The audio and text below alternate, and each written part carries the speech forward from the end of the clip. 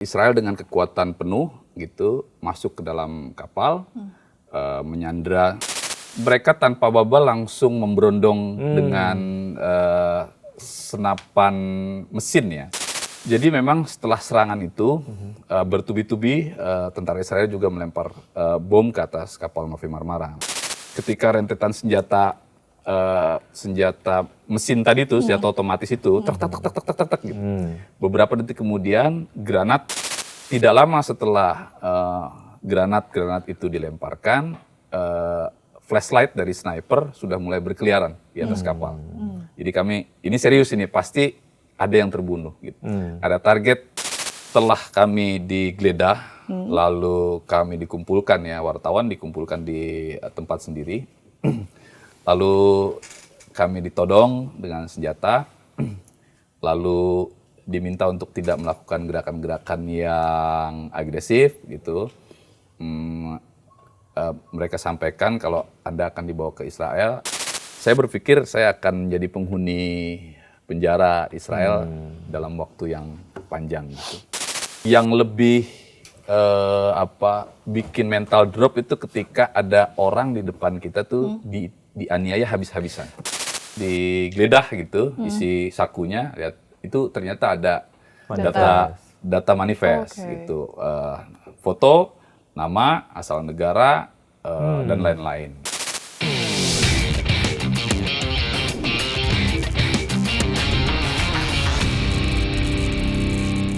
Ya, belakangan warga negara Indonesia ataupun kita sebagai wartawan sedang ada dalam kondisi cemas menunggu kabar dari teman-teman kita dan juga warga negara Indonesia yang saat ini pada saat kita melakukan taping tanggal 20 Mei pukul 14:47 waktu Indonesia bagian Barat masih disampaikan diculik oleh Israel terkait dengan bantuan kemanusiaan yang disampaikan untuk membantu masyarakat ataupun rakyat Palestina begitu ya. Kondisi yang sama kurang lebih terjadi di bulan Mei juga, Zila dan juga Sobat Ainus. Tapi kemudian ini terjadi tahun 2010. Menimpa teman-teman kita, para relawan di kapal Mavi Marmara. Dan ini kita sangat beruntung sekali kedatangan ex-jurnalis yang pada saat itu bergabung di atas kapal. Dan ini kemudian menjadi sebuah kejadian yang boleh dikatakan berdarah karena terjadi penembakan waktu itu. Ada Bang M. Yasin, apa kabar? Alhamdulillah baik. Terima kasih sekali sudah hadir di Bikin Terang. Ya, ini sama-sama. menjadi satu kesempatan yang kayaknya betul-betul bisa menggambarkan ataupun bisa bikin terang kondisinya waktu itu seperti apa gitu. Oke, yang membedakan kondisinya waktu itu sama dengan sekarang adalah mudah-mudahan sampai dengan sekarang tidak ada terjadi penyerangan gitu ya, tidak ada terjadi penembakan. Tetapi 16 tahun yang lalu ada penembakan. Nah, waktu itu mungkin boleh diceritakan awal mula memutuskan untuk ikut perjalanan gitu, seperti apa, Bang? Iya. Tahun 2010 Mei tanggal 16 kalau nggak salah ya, tanggal 16 Mei 2010 saya mendapatkan tugas dari tempat saya bekerja pada saat itu untuk ikut dalam rombongan Freedom Flotilla. Ya, jadi sebuah gerakan misi kemanusiaan, membawa bantuan kemanusiaan untuk masyarakat Gaza pada saat itu. Ini rombongan terbesar setelah sebelumnya ada Free Gaza Movement yang bisa sampai ke Gaza pada saat itu. Dan di tanggal 31 Mei, malam yang mencekam buat kami dihadang di atas kapal Mavi Marmara, saat itu di perairan Mediterania, 1-2 jam dari laut lepas Siprus, gitu. Kami dihadang lalu diserbu oleh kekuatan militer Israel. Dan mereka betul-betul membabi buta, menargetkan beberapa orang di atas kapal, termasuk jurnalis. Akhirnya ada 10 relawan yang gugur pada saat itu. Dan serangan yang dilakukan oleh militer Israel ini memang sebelumnya tidak kami duga, karena kami sudah melakukan koordinasi, sudah melakukan diplomasi ke negara-negara yang bertetangga dengan Palestina pada saat itu untuk bisa melewati laut internasional dan menyampaikan bantuan dari masyarakat dunia. Pada saat itu Israel dengan kekuatan penuh gitu masuk ke dalam kapal, menyandra sebagian besar dari kami, lalu menggeledah dengan melakukan kekerasan fisik dengan menggunakan senjata api dan lain-lain. Apa kekerasan fisik yang dilakukan apa? Ya banyak di antara kami dianiaya, bahkan saya juga mengalami tindakan kekerasan dari militer Israel saat digeledah dan mereka menemukan dokumentasi yang dianggap dapat membahayakan posisinya mereka begitu. Jadi sepertinya memang tentara Israel tidak ingin ada dokumentasi yang tersiar ke dunia bahwa mereka melakukan pelanggaran serius. Dan melakukan penyerbuan seperti di pagi itu. Waktu itu apakah ada trigger-trigger atau mungkin gerakan-gerakan yang kemudian membuat tentara Israel melakukan penembakan? Iya, memang ketika speedboat yang pertama kali mendekat di kapal induk ya, di kapal utama rombongan Mafi Marmara ini, mereka tanpa baba langsung memberondong dengan senapan mesin. Tapi bukan peluru tajam ya, bukan peluru tajam maksudnya yang yang kita kenal seperti peluru tajam dari senjata mesin gitu. Jadi menggunakan peluru khusus gitu, sepertinya memang untuk mengendalikan massa, tapi melukai. Jadi ada teman-teman yang terkena kepala, bagian tubuh lain itu tetap terluka gitu, meskipun tidak separah dengan peluru tajam. Itu yang pertama mereka lakukan gitu, awal serangan. Sebelum serangan, apakah dilakukan peringatan terlebih dahulu bahwa Anda memasuki wilayah yang tidak diperbolehkan untuk masuk, atau mereka nggak ada langsung peringatan, tiba-tiba kucuk-kucuk, tidak ada trigger apapun dari rombongan kapal gitu, yang langsung nembak gitu aja? Iya betul, memang panitia mengaku melakukan komunikasi dengan salah satu kapal militer Israel. Cuma kami memahami kalau upaya itu memang semata-mata untuk menggagalkan misi ini, gitu. Jadi tidak ada negosiasi, ini bantuan harus sampai ke masyarakat Gaza yang membutuhkan. Jadi misi yang seharusnya bisa jadi win-win solution gitu. Israel silakan ini bantuan, silakan kami akan putar haluan gitu. Namun bantuan ini harus disampaikan gitu melalui cara-cara lain gitu. Namun Israel tetap meminta kami untuk tidak bergerak dari posisi terakhir begitu, dan meminta kami untuk menyerahkan semua bantuan yang ada di dalam kapal. Oke, artinya komunikasi sudah dilakukan sebelumnya, Betul. tapi kemudian dari Israel memang tidak menerima begitu ya, dan dilakukan tindakan agresif lah. Ya. Nah, tapi pada saat itu sebenarnya itu melanggar wilayah kekuasaan Israel atau Israel saja yang mendekat seperti itu, Bang? Jadi sebelum berangkat dan setelah di atas di Laut Mediterania, sebetulnya banyak pengacara-pengacara internasional juga ikut dalam rombongan dan memastikan jika kapal Mafi Marmara ini berlayar sesuai dengan rute internasional yang laut internasional yang bebas. Artinya siapapun bisa melintasi. Intinya yang legal gitu ya. Betul. Dan ini jadi dispute antara pihak Israel karena Israel tidak mengakui hal tersebut. Oke. Tadi kalau kita dengar dari cerita Bang Yasin sendiri ada semacam eskalasi lah ya dari yang ada komunikasi yang dilakukan sebelumnya ataupun penyampaian terkait dengan misi yang dilakukan oleh tim waktu itu disampaikan ke Israel, kemudian dia tidak terima, tetap melakukan penembakan walaupun bukan peluru besi ya, bukan peluru tajam, belum peluru tajam, tapi melukai. Gotri apa ya? Peluru besi ya, baja ya, berbentuk gotri seperti itu. Jadi ketika itu kena bagian tubuh tetap pasti bisa melukai. Nah, ada eskalasi kemudian dilakukan penembakan yang akhirnya menewaskan total kalau tidak salah ada 9 orang ya. Iya, 9 orang di atas. Nah, itu eskalasinya kayak gimana tuh waktu itu? Jadi memang setelah serangan itu bertubi-tubi tentara Israel juga melempar bom ke atas kapal Mafi Marmara.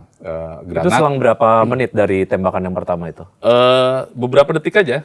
Jadi begitu rentetan Jadi langsung gitu ya. Jadi belum gitu. sempat Oke. mengibarkan semacam tanda bahwa Iya. ini misi perdamaian dan lain sebagainya, langsung ditembak Iya, gitu. jadi ketika rentetan senjata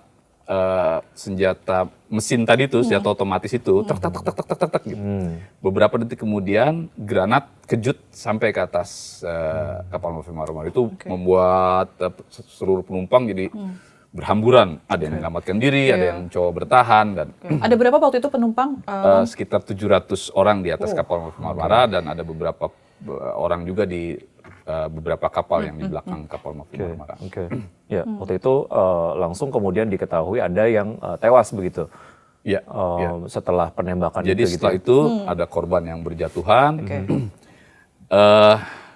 Tidak lama setelah granat-granat itu dilemparkan, flashlight dari sniper sudah mulai berkeliaran di atas kapal.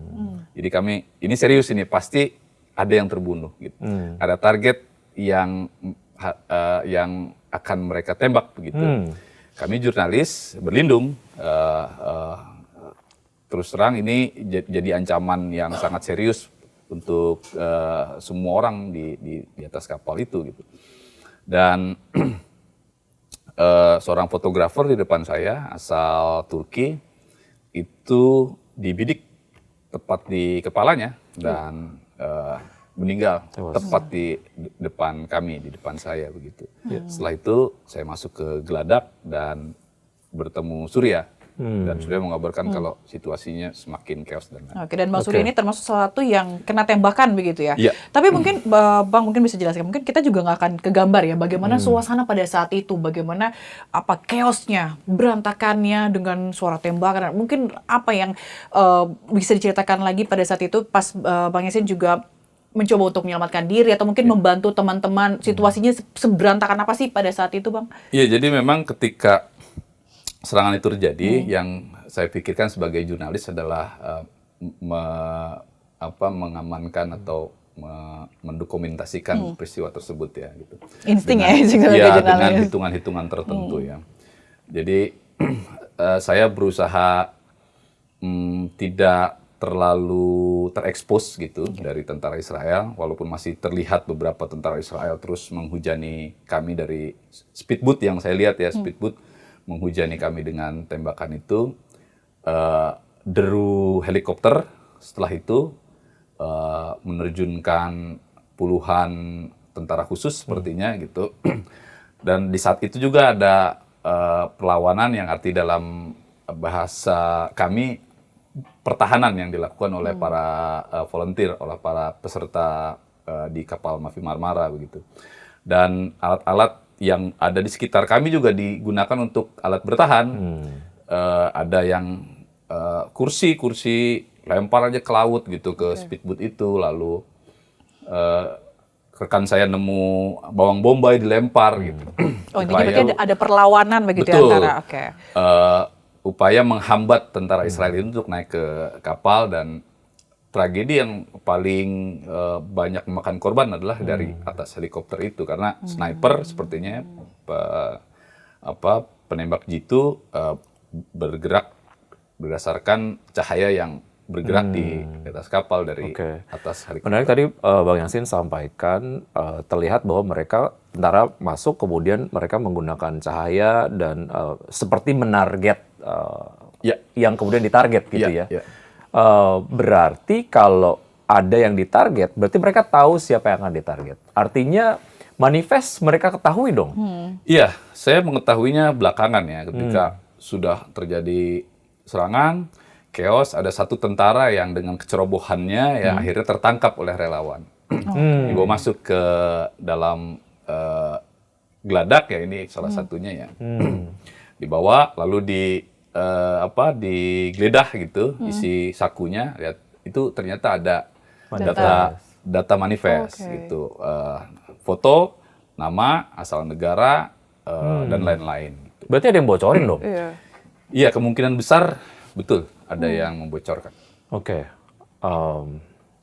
Tanpa kemudian bermaksud berasumsi, tapi dalam penyerangan pada saat itu ada anggota parlemen Israel sendiri. Tapi kemudian yang katanya sempat mengibarkan bendera putih dalam bahasa Ibrani begitu, Betul. tapi tetap dilakukan penyerangan. Ya. Gitu. Ada asumsi-asumsi bergulir nggak sih mengenai siapa yang kemudian membocorkan data manifest ini? Iya, iya akhirnya ya tuduhan liar berkembang di atas kapal ya. Cuma setiap aksi yang quote and quote merugikan Israel pasti intelijen Israel akan bekerja.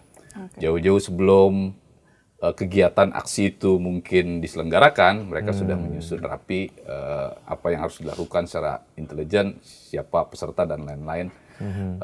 Juga sudah mereka kantongi begitu. Oke, berarti salah satu yang menjadi target adalah teman-teman wartawan sendiri karena mereka mungkin khawatir bahwa ada gambar-gambar yang kemudian diabadikan dan juga dikirim untuk akhirnya disebarluaskan begitu ya.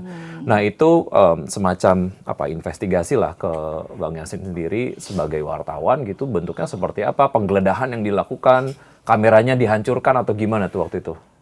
Iya, setelah kapal dikuasai, saya sempat berkumpul dengan teman-teman jurnalis di press room, karena saya pikir ketika identitas nanti dipaksa direbut oleh Israel, yang mereka perlu tahu saya adalah jurnalis, saya punya misi yang berbeda mungkin dengan para relawan yang memang mendepankan kemanusiaan. Kami jurnalis ya tugasnya adalah meliput dan hadir di sana untuk memberitakan ke masyarakat Indonesia bahwa bantuan yang ingin disalurkan tiba di Gaza gitu.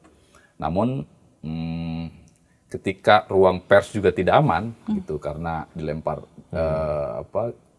granat asap gitu, terus juga ada tentara Israel yang membidik gitu dengan dengan sniper itu gitu. Saya memutuskan untuk bergabung dengan delegasi Indonesia. Jadi di saat yang mencekam itu, dari press room ke tempat teman-teman Indonesia itu berkumpul, ada koridor. Di situ sudah ada sejumlah tentara Israel yang sudah mengamati saya gitu.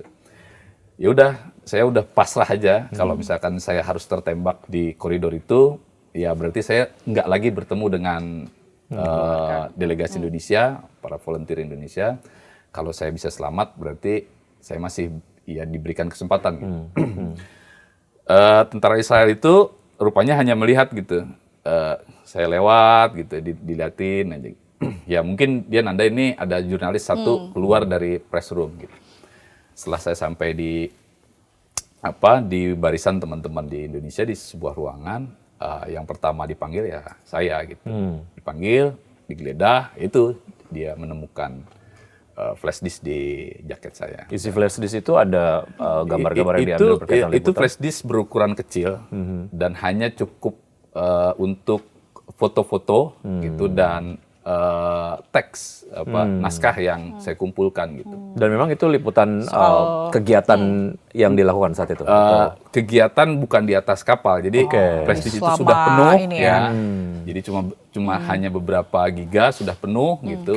Di kapal saya memang menyediakan alat lain gitu untuk menyimpan gambar. Oke, tapi Bang Yasin pada saat itu sempat ditahan juga nggak sih, Bang? Sempat Betul. Ditahan juga. Iya.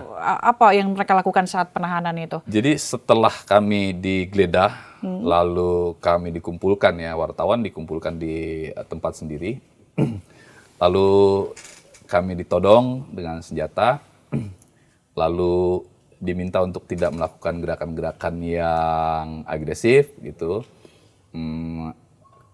Mereka sampaikan kalau Anda akan dibawa ke Israel, akan ada situasi yang mungkin membuat kalian tidak nyaman gitu, tapi ini harus diterima karena konsekuensi Anda datang ke wilayah Israel tanpa izin.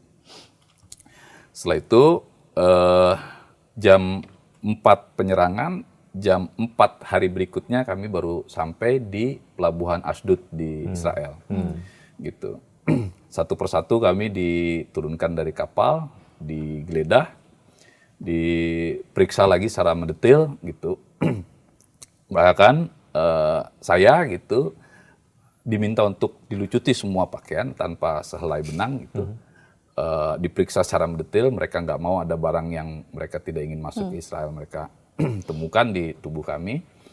Lalu saya dihadapkan ke petugas imigrasi atau militer Israel. Nah, jadi seperti ini, jadi kami dibawa satu-satu tuh.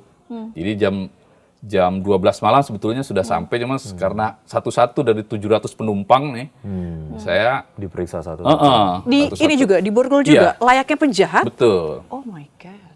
Ada yang di belakang, di borgol, kalau membahayakan, kelihatan bandel, lebih besar atau punya potensi Melawan berbahaya, gitu ya. ya melawan di belakang. Kalau yang jinak gitu ya di depan. Bang Yasin pada saat itu di depan. Di depan. Oke. Setelah diminta oleh salah satu delegasi dari Inggris. Jadi sebelumnya saya dianggap bandel, menyembunyikan sesuatu. Saya di borgol di belakang, sangat ketat gitu, masih dengan life jacket, masih dengan jaket liputan pada saat itu, dijemur begitu. Mungkin sudah terlihat payah pada saat itu, lalu dia menolong bahwa ini tolong jurnalis sudah kehabisan cairan, tolong bebaskan dulu biar dia buka jaketnya semua. Terus saya buka jaketnya segala macam baru dipindahkan ke depan. Dan di Asdut inilah gitu kami diperiksa satu-satu dan disodorkan dokumen bahwa yang isinya menurut mereka kami bersalah masuk wilayah Israel. Oke, ada salah satu bentuk kebandelan dari Bang Yasin sendiri adalah selain tadi ditemukan flash disk di dalam jaket, ada juga ditemukan kamera, tapi di dalam kamera tersebut nggak ada kasetnya. Itu yang kemudian membuat tentara Israel lebih curiga lagi. Jadi kemanain kasetnya gitu. Nah itu kasetnya kemana? Ya Bang Yasin? memang upaya saya pada saat itu ingin membawa kaset itu pulang ke Indonesia ya, gitu. Dan saya menyembunyikannya di beberapa tempat gitu. Meskipun setelah itu ya ketahuan juga. Semuanya, nggak ada yang... Nggak ada. Jadi ya di kapal ini dikulitin semua. Benar-benar digeledah semuanya. Digeledah semua ini. Diangkat bangku-bangkunya semua. Tidak ada yang tersisa. Sampai ke kolong-kolong, ke tempat-tempat yang mungkin kayak dipikir kayak nggak mungkin deh dia bakal ada di sini gitu. Iya, betul-betul detail. Oke. Mungkin bisa gambarkan waktu itu apa yang ada di pikirannya Bang Yasin terkait dengan penahanan yang dilakukan oleh Israel lah ya kepada Bang Yasin yang berangkat ke sana untuk meliput misi kemanusiaan.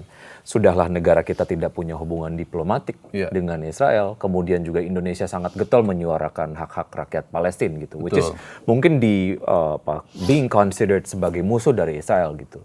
Waktu itu gimana sih, apa yang ada di pikirannya Bang Yasin waktu itu? Iya, memang rasa khawatir ada ya. Jadi ketika dihadapkan dengan dokumen yang harus saya tanda tangani dan saya harus mengaku bersalah gitu atas upaya saya masuk negara Israel menurut pemerintah Israel begitu ya. Saya berpikir saya akan menjadi penghuni penjara Israel dalam waktu yang panjang gitu. Bahkan sempat disampaikan oleh petugas itu, dengan kesalahan seperti ini, kalian bisa dihukum sampai 4 tahun. Begitu. Dan, tapi ada rasa tidak percaya juga, maksudnya dokumen yang disodorkan ke kami itu dengan bahasa Ibrani, dan katanya ada translate bahasa Inggris, dan katanya ini dokumen yang serupa. Oke, tapi hanya ditranslate saja.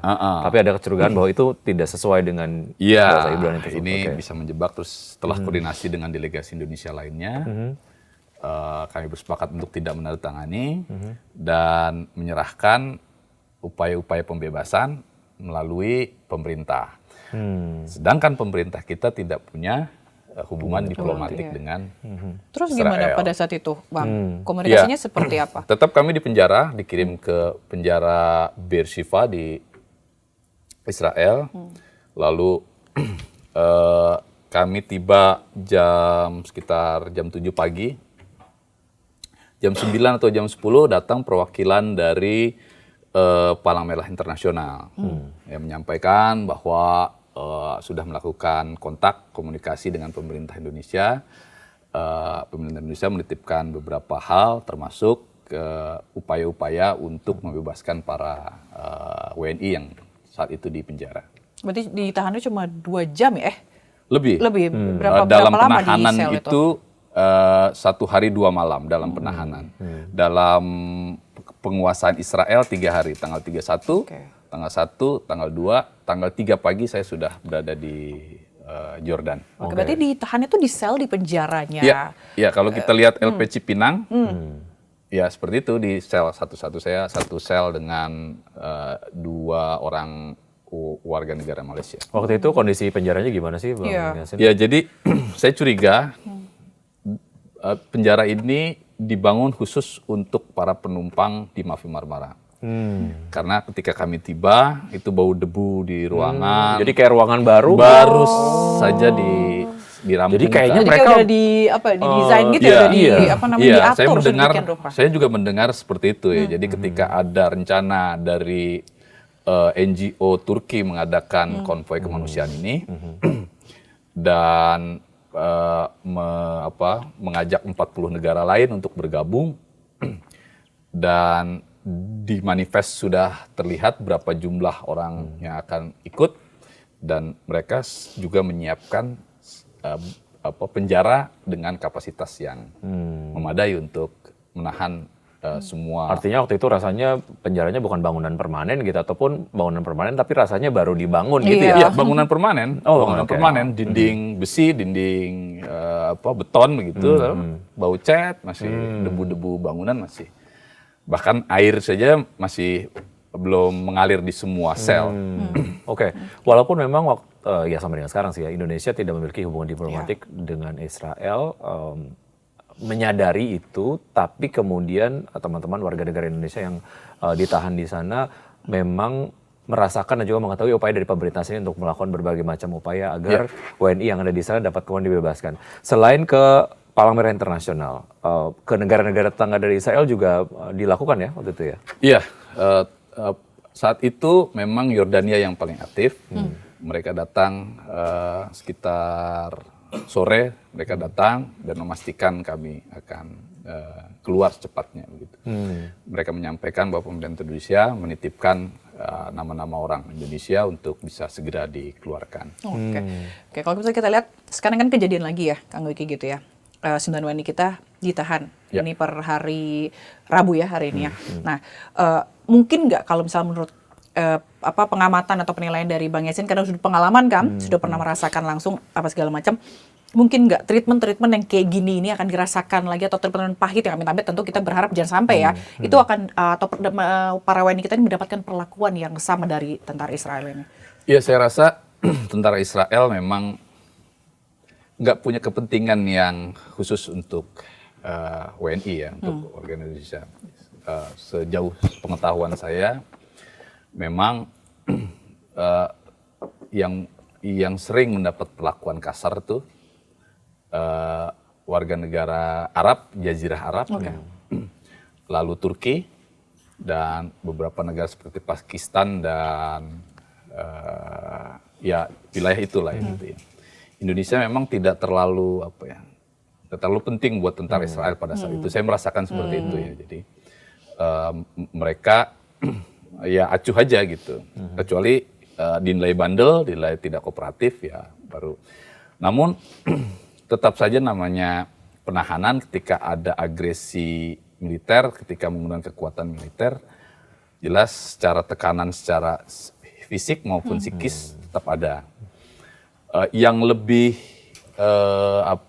bikin mental drop itu ketika ada orang di depan kita tuh dianiaya habis-habisan.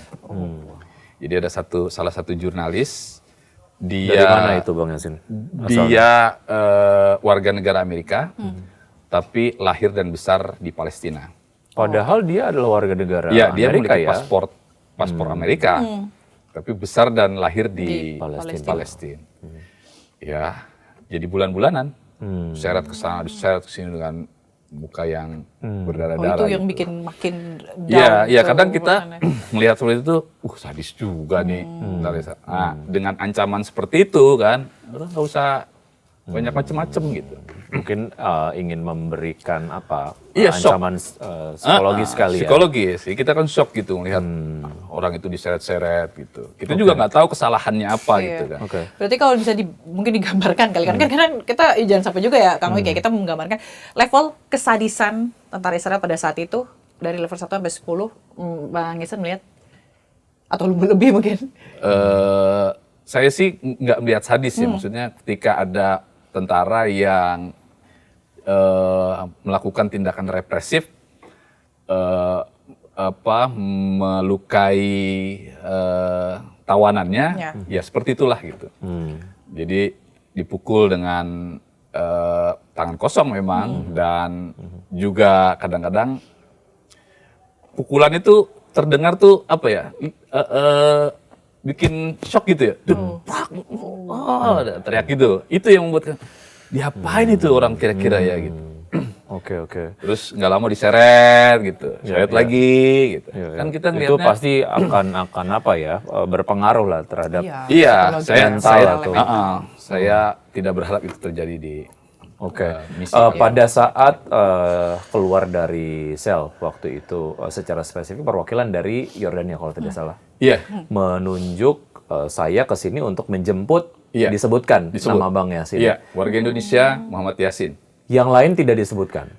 Saya tidak Nama. satu sel dengan WNI lain. Saya pada saat itu satu sel dengan warga negara Malaysia. Oke, berarti otomatis begitu Bang Yasin keluar dari sel, ada yang lain yang tidak bisa keluar atau quote unquote nggak dibantuin sama Jadi kan Yordania, kami- karena memang tidak ada approach yang dilakukan Iya. oleh pemerintah negara dari mereka berasal gitu. Iya, jadi memang yang banyak ke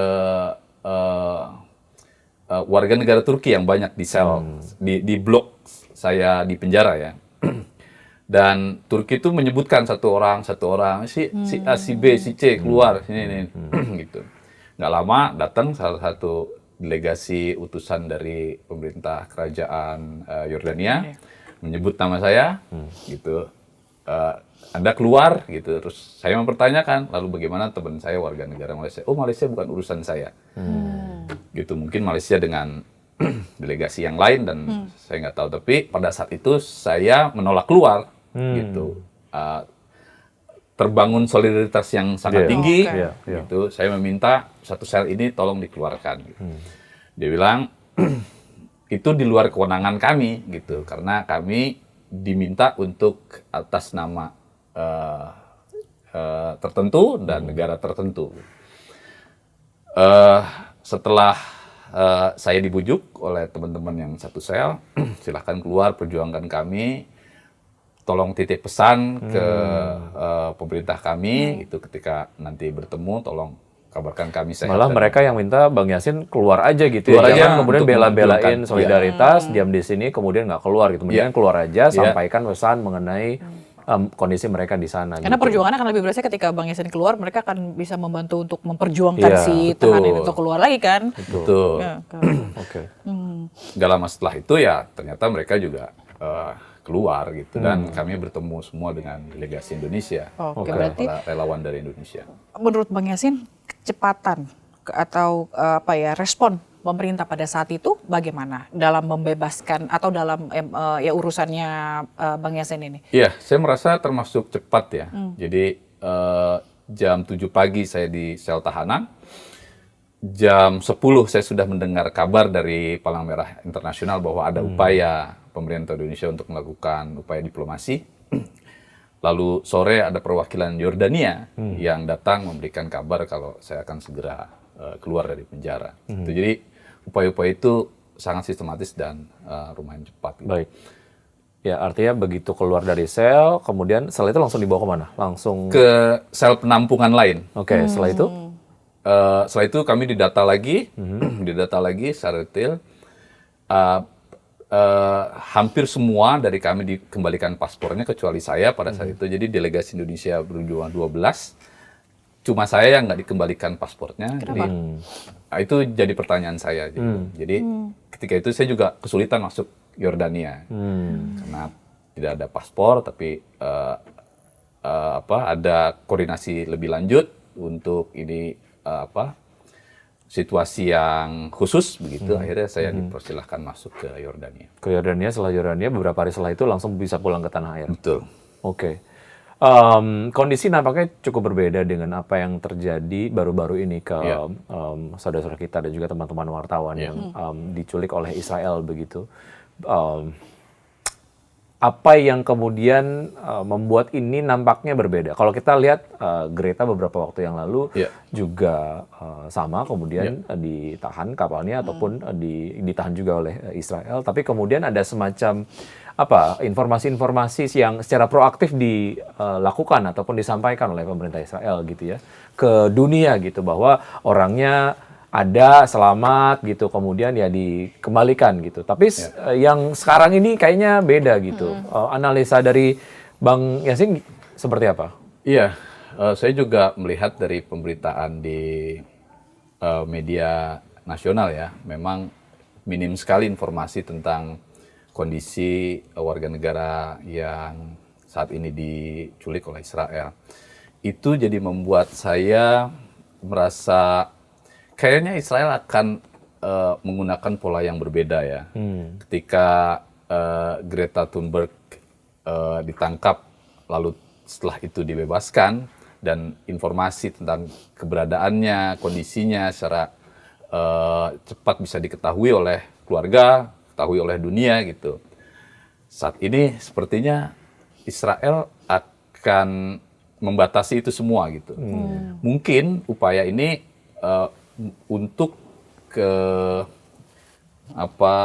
mencegah ya rombongan flotila lain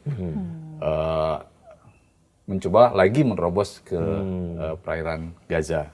Artinya ini semacam strategi yang dilakukan oleh pemerintah Israel sendiri agar gelombang-gelombang berikutnya merasa takut gitu untuk kemudian melakukan perjalanan dengan misi yang serupa.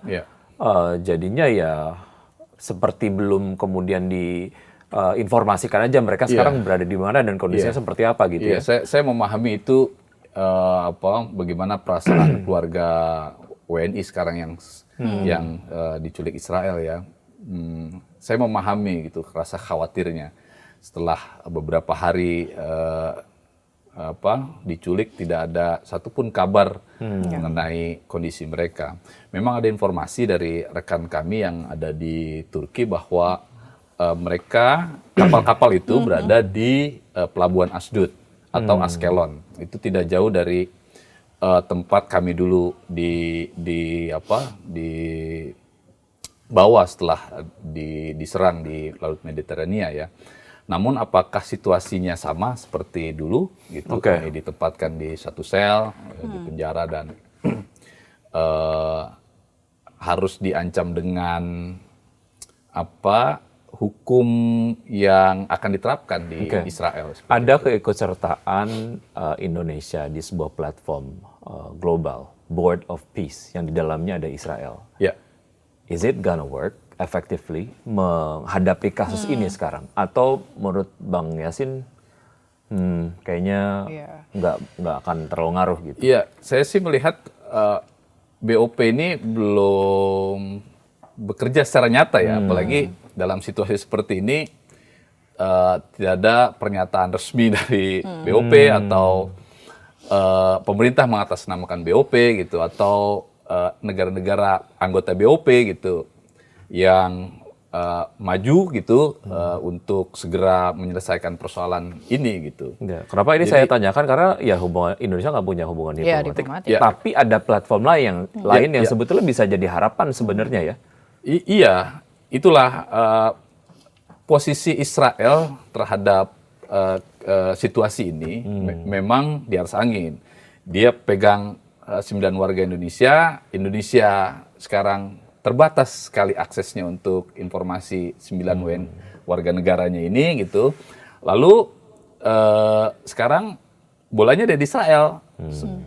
Mereka akan semoga ini segera diketahui ya kabarnya teman-teman ya, karena pasti keluarga akan sangat cemas dan pemerintah juga rasanya juga berupaya melakukan jalur koordinasi atau diplomasi menggunakan jalur-jalur yang bisa digunakan secara efektif. Begitu. Oke. Ya, ada nggak sih protokol-protokol yang dilakukan oleh mereka yang melakukan perjalanan misi kemanusiaan ke sana begitu, ataupun ke Palestina ataupun ke Gaza? Kalau kita lihat kan belakangan memang ada video-video yang sepertinya ini asumsi kita aja. Video SOS itu ya. Iya, ada video yang kayaknya dibuat sebelum berangkat. Disampaikan di awal video, jika Anda melihat video ini, berarti saya sudah diculik ataupun saya ditangkap oleh Israel gitu. Itu menjadi semacam protokol atau seperti apa? Itu dilakukan juga nggak sama Bang Yasin dulu? Enggak, jadi di misi Mafi Marmara itu memang kami punya punya patokan bahwa ada kapal sebelum kami tiba di Gaza. Oke. Ya, jadi Free Gaza Movement itu sampai di Gaza dan membawa bantuan, lalu membawa masyarakat Gaza yang terluka pada saat itu. Jadi patokan kami itu sampai di Gaza, gitu. Membawa puluhan ribu ton bantuan, dan kami tidak pernah menduga ada serangan sebegitu serius yang dilakukan di atas perairan Artinya internasional. tidak ada semacam protokol merekam kalau misalnya ada apa-apa atau membuat surat dan lain sebagainya kalau misalnya ada apa-apa gitu jadi, ya? Surat sempat disiapkan di Turki itu. Jadi memang Israel akan mengancam dan akan memberikan upaya yang tegas gitu untuk menghalangi misi ini. Gitu. Cuma keyakinan kami itu delegasi yang berjumlah 40 negara ini gitu akan membuat posisi tawar tuh seimbang gitu. Karena di dalamnya ada semacam kepercayaan diri dapat berhasil masuk dan menyampaikan langsung bantuan ini, karena sebelumnya ada success story gitu, tapi ternyata tidak gitu ada, ya. Oke. Tapi penasaran ya, maksudnya ini penasaran, mungkin Kak boleh disampaikan atau mungkin Kak Kuda. Ini pertama kali ya Bang Yasin mengalami hal ini? Iya. Apa perasaan seperti apa pada karena jujur cuma ngebayangin bagaimana ini bukan di film-film tapi ini real, benar-benar ada senjata Israel, Kang Wiki gitu. Apa yang pada saat itu perasaan, terus gimana nih keluarga gue atau gimana nih teman-teman gue, gimana gue gitu mungkin. Emang sebelum berangkat pertimbangan dan diskusi panjang dengan keluarga ya. Jadi keluarga memahami kalau situasi di sana memang tidak bisa diprediksi, tidak Jadi bisa sudah dikontrol. harus siap ya dengan dengan konsekuensi terberat ya. Situasi terberat. Cuma prinsip jurnalistik tidak ada berita seharga nyawa, gitu. Tetap itu menjadi pedoman saya. Exactly. Dan ketika sebelum naik ke kapal, ini misi kemanusiaan. Kami tidak terlibat konflik langsung. Yang kami bawa adalah bantuan untuk masyarakat Gaza. Sayangnya tapi ini berhadapannya dengan Israel. Iya. Dia mengindahkan itu gitu. Betul. Dan sebetulnya Israel tuh pada saat itu tidak seketat sekarang dalam menjaga perbatasannya untuk bantuan masuk gitu. Pada saat itu bantuan masih tetap bisa masuk. Gaza masih pasar-pasar masih rame gitu, kebutuhan hidup di sana masih bisa dijangkau oleh masyarakat gitu. Cuma itu yang menjadi sebenarnya Israel juga masih membuka peluang gitu untuk negara-negara lain untuk membantu Gaza gitu. Pada saat itu saya punya data seperti itu gitu. Jadi Israel masih bisa mengizinkan. Gitu. Jadi masih yakin lah ada peluang gitu ya. Betul. Dan kami tidak menduga kalau Israel akan sekeras itu melakukan agresi militer ke atas kapal Mafi Marmara. Oke. Upaya apa yang dilakukan oleh korban yang waktu itu ditahan lah ya, ataupun ditawan lah oleh tentara Israel yang kemudian efektif membuat mereka tidak dilukai, kemudian tidak kehilangan nyawa gitu. Dari pengalaman yang kemudian Bang Yasmin lakukan ya, berarti surviving skill-nya adalah kurang lebih A, B, C, D gitu. Iya, mengikuti apa instruksi mereka, tidak melakukan kegiatan-kegiatan yang mereka larang, tidak mencoba menggunakan alat komunikasi dan lain-lain. Pokoknya ikuti aturan mereka gitu. lalu berkomunikasi dengan baik. Gitu. Jadi ya persuasif gitu ketika ditanya ya jawab dengan dengan baik Ya, gitu. bahwa memang pada saat berangkat dari Indonesia ada idealisme yang dibawa, ada pemikiran yang kemudian cukup strong gitu. Tapi ada kondisi-kondisi di mana ya memang kita harus compromise ke level yang paling ekstrim gitu Betul. ya. Untuk mengutamakan ya keselamatan kita gitu.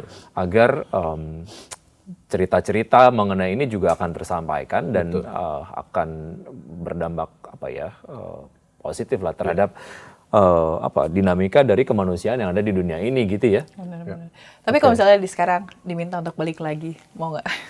Balik lagi kemana? Balik lagi ke Gaza. Untuk misi kemanusiaan gitu. Iya, memang saya Melakukan belum misi kemanusiaan yang Iya, sama. saya belum pernah sampai Gaza. Gitu. Jadi itu memang salah satu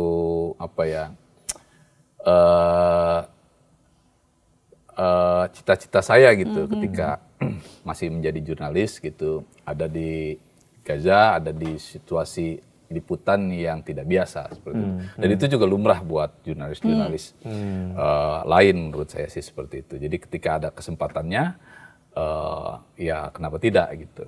Cuma tetap jangan mendekati bahaya, gitu. Tetap jangan mendekati bahaya. Tapi jika bahaya itu datang, sesuatu hal yang tidak bisa kita duga dan kita prediksi, ya semua kelengkapan alat keselamatan harus melekat. Kayak survival kit-nya harus dibawa harus melekat. Sejauh ini ada keluarga dari WNI yang selama ini masih ditahan di Israel yang menghubungi Bang Yasin, kemudian juga meminta saran mengenai apa yang mereka harus lakukan dan lain sebagainya. Ya belum ada. Belum ya. Tapi apa yang ingin Bang Yasin sampaikan kepada keluarga yang tentu saja sampai dengan detik ini pastinya mereka sangat resah, sangat khawatir gitu ya menunggu keluarga mereka yang belum ketahuan gitu kabarnya seperti apa.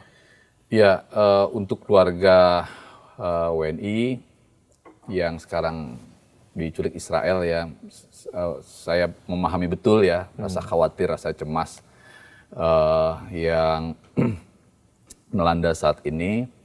Cuma saya berpesan ya tetap memberikan doa yang kuat untuk keluarga masing-masing dan mengikuti instruksi bila ada dari pemerintah, misalkan informasi tambahan yang dibutuhkan untuk pemerintah mencari atau melacak keberadaan mereka gitu, dan mengikuti pemberitaan yang formal gitu, sehingga tidak simpang siur, sehingga menimbulkan kepanikan tidak perlu ada kepanikan yang tidak perlu. Oke, ada input yang mungkin bisa disampaikan ke pemerintah mengenai penanganan hal-hal seperti ini nih gitu, agar ya tidak salah langkah, efektivitasnya bisa cepat dirasakan khususnya untuk mereka yang masih ditahan di sana gitu. Iya, memang ini jadi keresahan warga negara ya ketika berada di tangan militer Israel dan tidak mengetahui nasibnya ke depannya. Ini tantangan berat buat pemerintah ya. Ini ujian juga berat untuk Kementerian Luar Negeri bagaimana cara menembus informasi tersebut ke Israel, dan tentu ini tidak mudah. Pemerintah otoritas Israel saat ini sedang dalam kondisi yang tidak baik gitu ketika gagal misalkan perang di Iran kemarin gitu, lalu Gaza juga belum sepenuhnya bisa dikuasai, lalu citranya juga jelek di mata internasional gitu. Ini juga menjadi tantangan serius menurut saya untuk Kementerian Luar Negeri, dan mudah-mudahan upayanya bisa membuahkan hasil secara cepat karena ini yang ditunggu oleh masyarakat. Ya, kita doakan secara maksimal lah ya, berbagai macam upaya dapat menghasilkan hasil yang kemudian baik, dan seluruh WNI yang saat ini masih diculik oleh Israel dapat pulang dengan selamat tidak ada kurang satu orang pun. Sehat pulangnya nanti ya ke sini ya. Betul. Ya, tapi greater hopes-nya adalah ya terjadi perdamaian di Gaza Palestina ya. Itu yang kemudian menjadi satu narasi utama dan juga alasan mengapa ada Bang misi Yasin kemanusiaan ini ya. mengamini panggilan hati waktu itu ya. Betul. Jadi memang situasi Gaza tidak sama ketika saat saya masih melakukan penugasan pada saat itu. Jadi Gaza pada saat itu masih dalam kontrol yang baik gitu. masyarakatnya maupun Hamas pada saat itu masih bisa mengontrol Gaza dengan baik gitu. Tapi sekarang Gaza hampir rata dengan tanah gitu, sulit sekali akses bantuan masuk.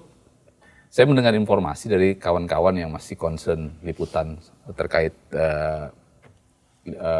Gaza ini ya. Jadi memang ada barang-barang yang disortir oleh Israel yang memang jadi kebutuhan warga Gaza.